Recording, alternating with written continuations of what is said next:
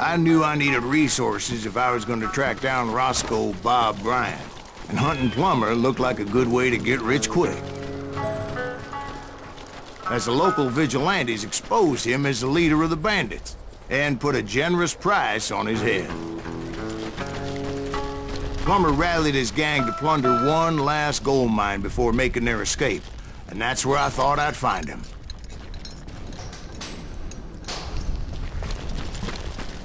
It makes me nervous standing so close to all these goddamn barrels of gunpowder. Why would you be nervous? No one has the cojones to come after us.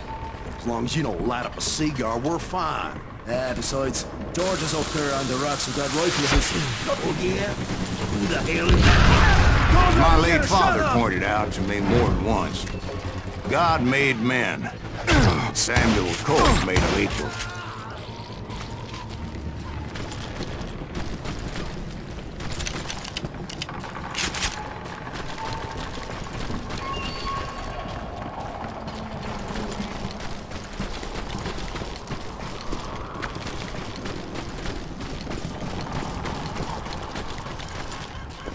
I knew that dynamite wasn't mine, so I decided the polite thing would be to return it.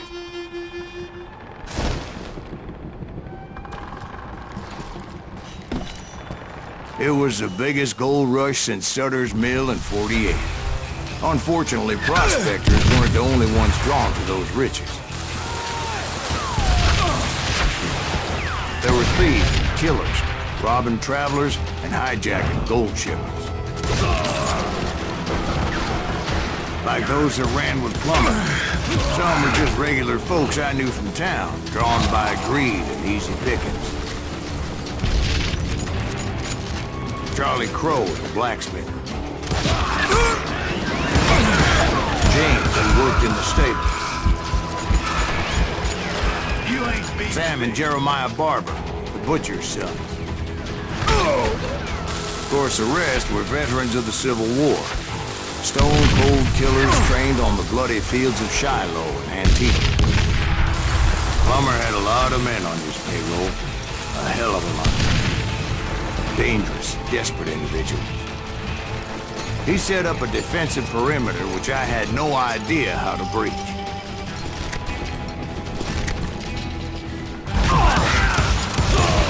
I was outnumbered and in way over my head.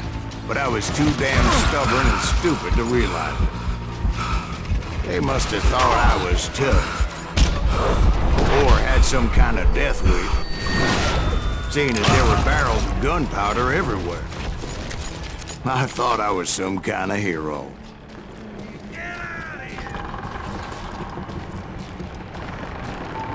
I finally made it past and headed on to meet my destiny.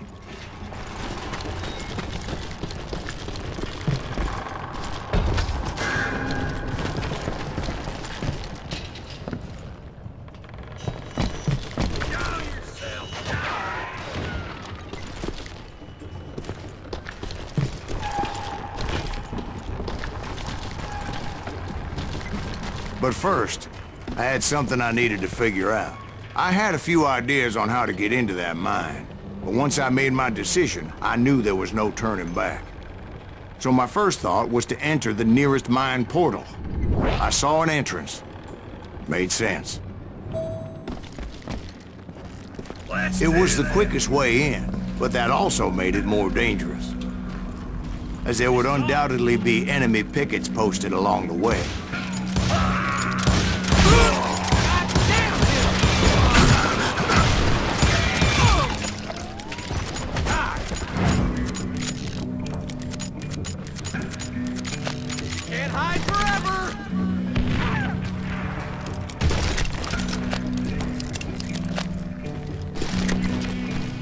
Besides, once you enter a mine like that, it's easy to get all turned around. And that confusing maze of corridors wouldn't even be the worst of it.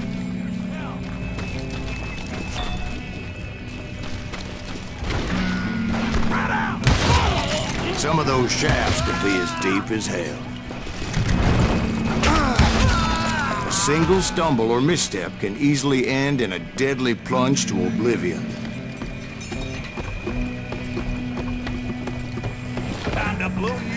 Get up!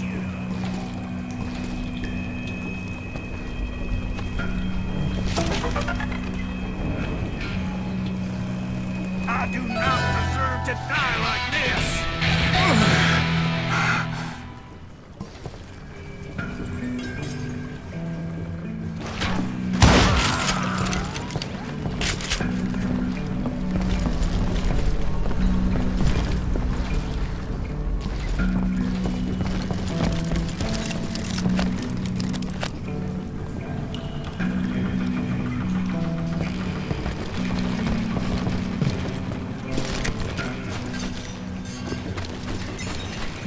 Quick reflexes often make up for a lack of common sense.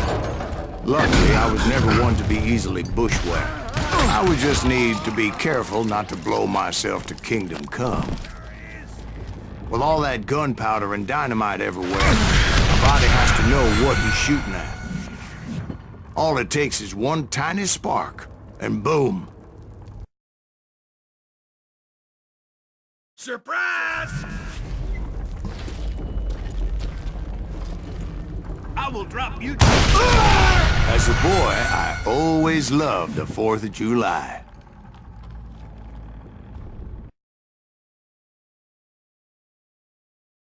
Surprise!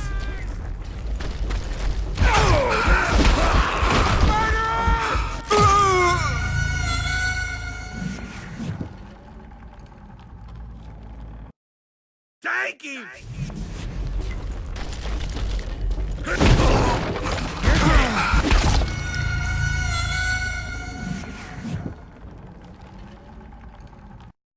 You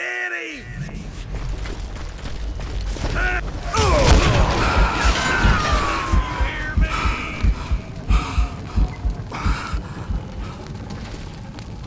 You can't hide forever.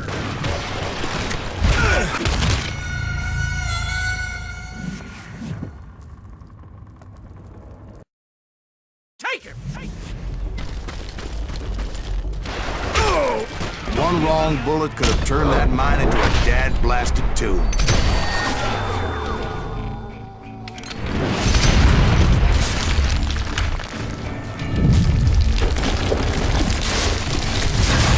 I freely admit that my plan of attack was not just moronic, but clearly insane.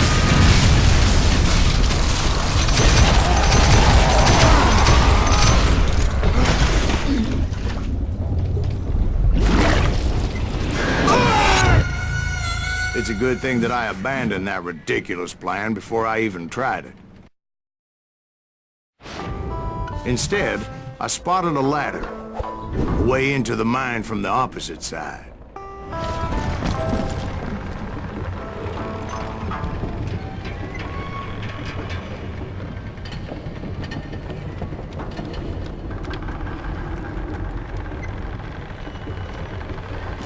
It was a long way around, but that approach seemed more sensible at the time. Of course, being I had a problem with heights, that scaffolding scared the bejesus out of me. Climbing down that ladder required some caution, because even though I had a younger man's reflexes, no man can dodge a damn bullet while climbing down a rickety ladder. I needed to make a leap of faith. Which ain't easy when you're suspended between heaven and hell. I was determined not to give up, however. That Sheriff Plummer seemed quite the despicable character. When the vigilantes discovered what the sheriff was up to, people were outraged. That 10,000 they put on his head would go a long way to helping me find old Bob. And I had made it my mission to settle that score come hell or high water. But first, I would have to make a choice. Take the elevator or climb the ladder.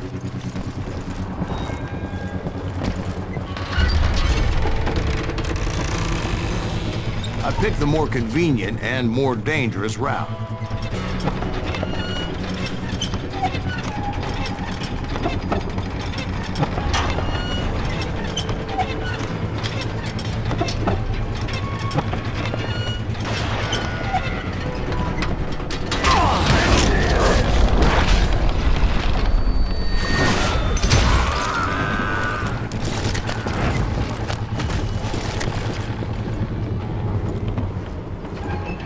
Plummer was a mad dog killer, and the people of Nevada City deserved better.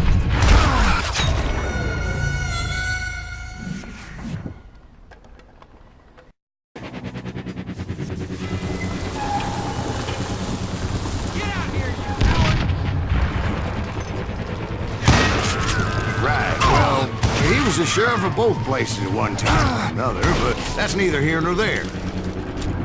The point was, taking him down would save a lot of lives, including my own.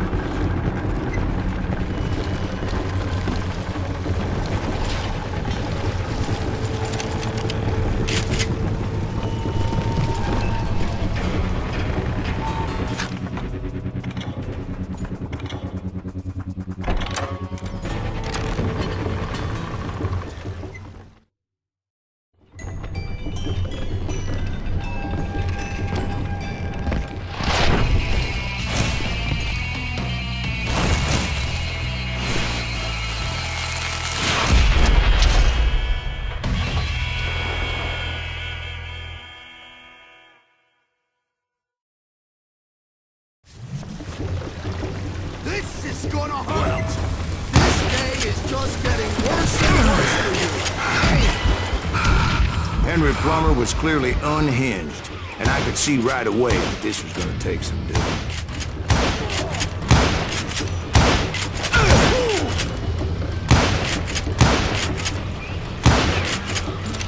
No blood money for you today! They're gonna bury you in a million pieces! I need some help here! Come on, boys! Take this cocksucker out!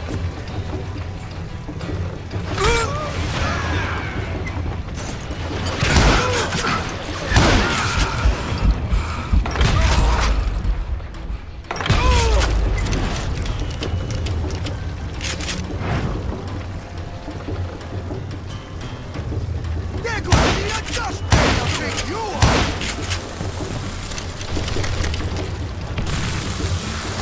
Who said you could throw dynamite?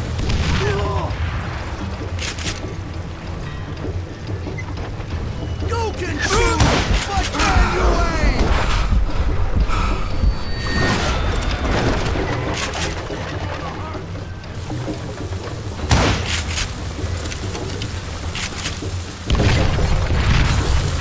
I'm going full medieval on your ass.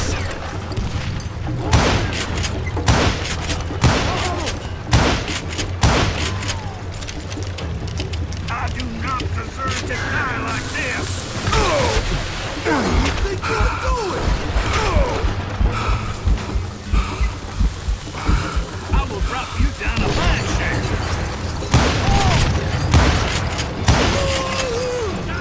So that's how Henry Plummer died. Him and his crew were worth their weight in gold. And now, I was officially a bounty hunter.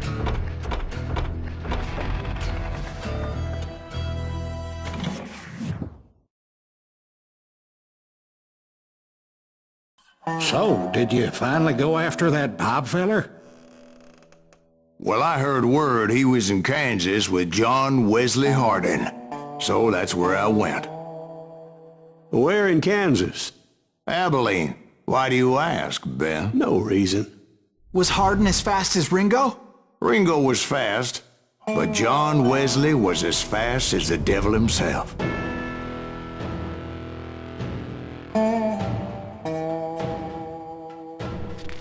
Hell, he killed his first man at 15. From that day forward, he had a price on his head and wouldn't back down for nobody, not even Wild Bill Hickok himself.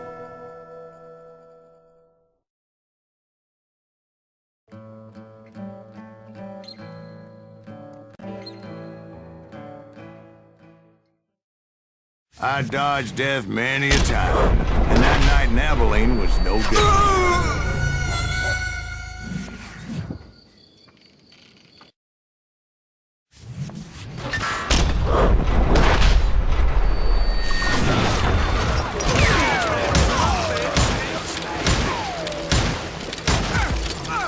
was there with the intention of finding that bastard Bob and collecting the bounty on John Wesley.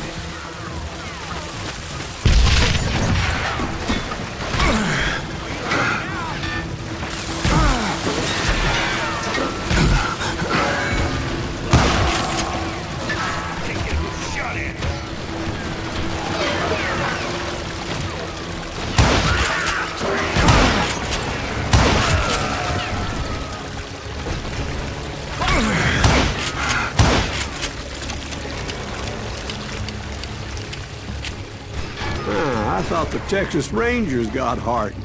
Yeah, that's what they want you to believe. It was cold and a witch's tit and a brass bra that night as I fought my way past his loyal compadres. God damn him!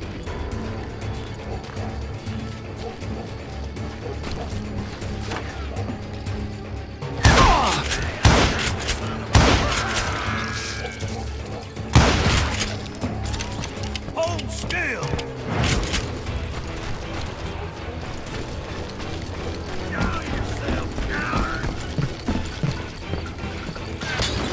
To the very same saloon we're sitting in today.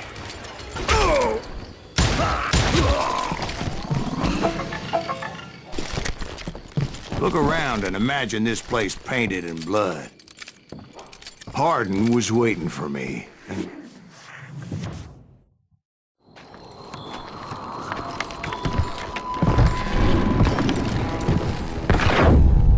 wait, I'm jumping the gun here. Let me back up and give you some background on this sumbitch. He deserves that much. Don't you think so, Ben? John Wesley Hardin was a killer. By the end, he confessed to taking the lives of 42 men. He was a bona fide folk hero by then, and had amassed a gang of armed miscreants and other assorted thugs.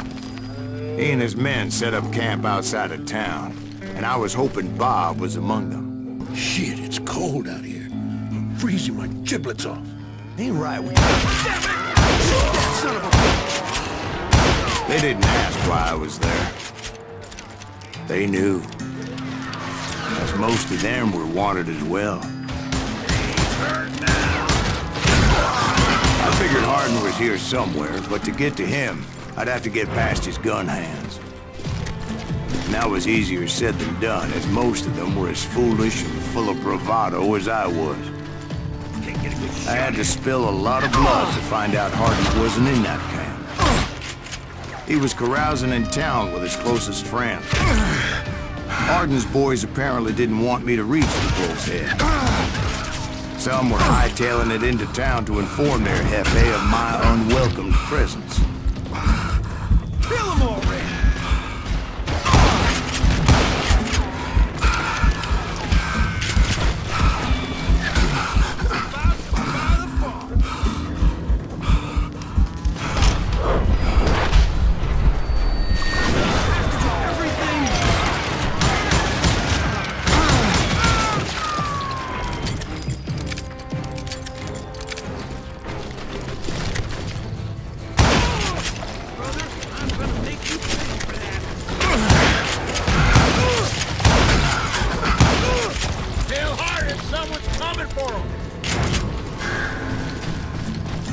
Stop that sumbitch! Let the boys know we got another law dog.